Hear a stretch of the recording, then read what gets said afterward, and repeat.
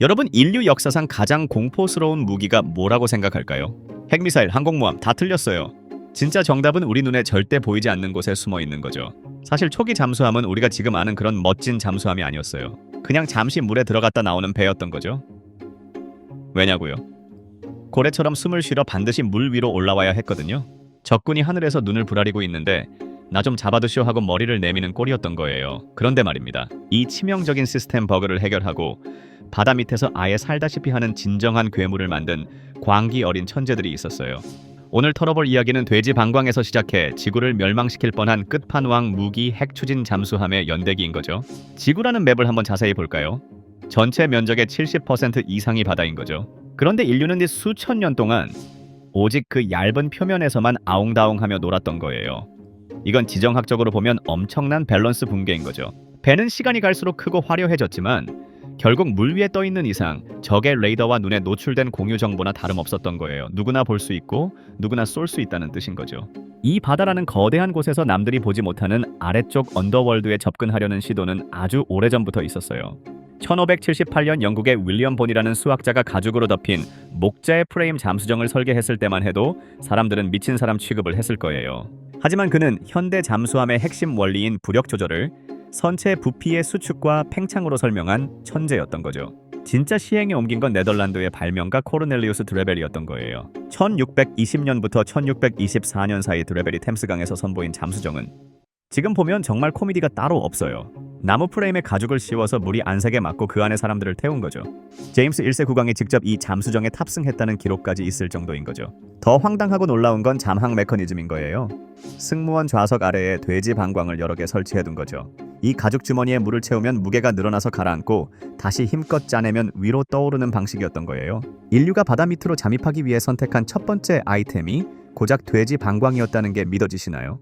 게다가 드레벨은 화학 액체를 이용해 공기를 정화하려는 시도까지 했어요. 인류가 바다라는 거대한 전장으로 확장하려 했던 최초의 유효한 시도였던 거죠. 당시 유럽 강대국들은 해상 무역로를 장악하기 위해 사활을 걸고 있었는데 이 잠항 기술은 그 판을 통째로 뒤엎을 수 있는 시트키 같은 존재였던 거예요. 보이지 않는 곳에서 배 밑바닥을 뚫어버린다는 발상은 당시 해군 지휘관들에게는 공포 그 자체였을 거예요.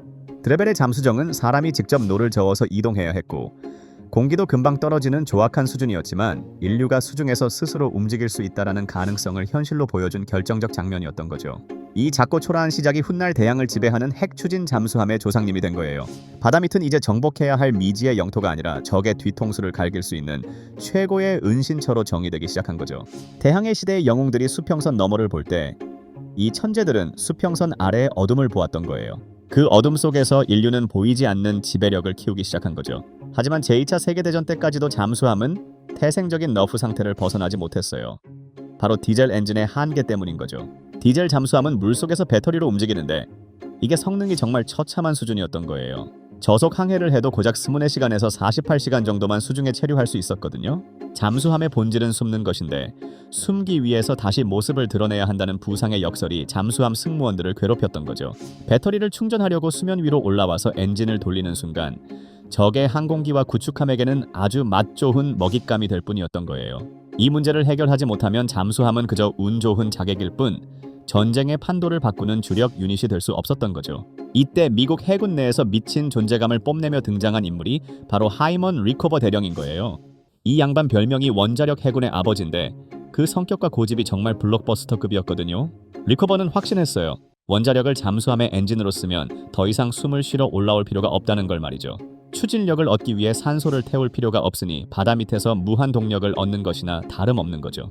하지만 해군의 보수적인 꼰대들은 리커버를 미친놈 취급하며 앞다투어 반대했어요. 원자력 같은 위험한 물건을 좁은 잠수함 안에 넣는다는 건 자살 행위라는 논리였던 거죠. 조직의 반대와 예산 삭감이라는 엄청난 압박 속에서 리커버가 선택한 건 정면 돌파였어요. 리커버 대령은 해군 내 보수적인 반대에 부딪혀 버려진 여성 화장실을 개조한 곳에서 원자력 잠수함 프로젝트를 밀고 나갔어요. 정말 영화 같은 실화인 거죠? 화장실 구석에서 깡 하나로 버티며 설계를 이어간 거예요. 리커버는 기존의 디젤 잠수함 구조를 조금 고치는 방식으로는 답이 없다고 생각했어요. 아예 처음부터 원자력을 위해 최적화된 새로운 생태계를 만들어야 한다라고 믿었던 거죠. 이 과정에서 안전 기준과 설계 규칙을 완전히 새로 썼는데 이건 당시 기술력으로는 거의 불가능에 가까운 강화 퀘스트였던 거예요. 동료들은 그를 독재자라고 비난했지만 리커버는 멈추지 않았어요. 그는 알고 있었던 거죠. 이 프로젝트가 성공하는 순간 미국은 바다 아래의 지배권을 영원히 가져올 수 있다는 사실을요.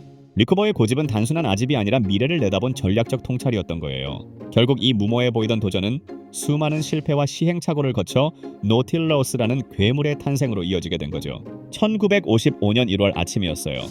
전 세계 해군 지휘관들의 무전기에 소름 돋는 메시지 한 줄이 딱 찍히는 거예요. 원자력에 의한 항행 중 인류 최초의 핵 잠수함 노틸러스호가 드디어 첫 항해를 시작한 역사적인 순간인 거죠. 이건 단순한 신형 배의 출고식이 아니었어요. 바다의 물리 법칙을 가볍게 씹어먹는 밸런스 붕괴 유닛의 화려한 등장이었던 거죠. 이 노틸러스호는 약 3,533농톤의 배수량을 자랑하며 바다를 누비기 시작했어요. 특히 1958년 8월 노틸러스호가 북극 빙하 밑을 통과해 북극점에 도달한 성과는 전 세계를 경악하게 만든 사건인 거죠. 당시 북극해는 거대한 얼음 덩어리들이 떠다니고 나침반도 고장나는 금지된 구역이었거든요. 하지만 노틸러스는 최첨단 관성 항법 장치를 켜고 얼음 아래를 침묵 속에서 뚫고 지나간 거예요. 여기서 미국은 한술 더 뜨며 쐐기를 박아버려요. 공격용 잠수함인 스콜피온함 등의 선체를 싹둑 자르고 그 사이에 약 130피트 길이의 미사일 구호액을 통째로 끼워 넣는 기막힌 개조를 단행한 거죠. 이 구호액은 셔우드 숲이라는 별명으로 불리기도 했어요. 그렇게 탄생한 것이 바로 최초의 전략 핵잠수함 조지 워싱턴함인 거예요. 이제 잠수함은 단순히 적함이나 잡는 유닛이 아니라 바다 깊은 곳에서 언제든 적국의 심장부를 날려버릴 수 있는 움직이는 핵기지가 된 거죠. 소련도 가만히 있을 리 없었죠. 그들도 부랴부랴 K3 레닌스키 콤소몰이라는 핵 잠수함을 만들어 대응하기 시작했어요. 초기에는 미국의 항구를 한 번의 지도에서 지워버릴 거대한 핵 어뢰를 실으려고 했지만 전략을 바꿔서 미국 항공모함을 그림자처럼 뒤쫓는 역할을 맡기게 되는 거죠. 이때 거대 핵 어뢰인 T-15는 발사 정확도와 생존성 리스크 문제로 결국 취소되었어요.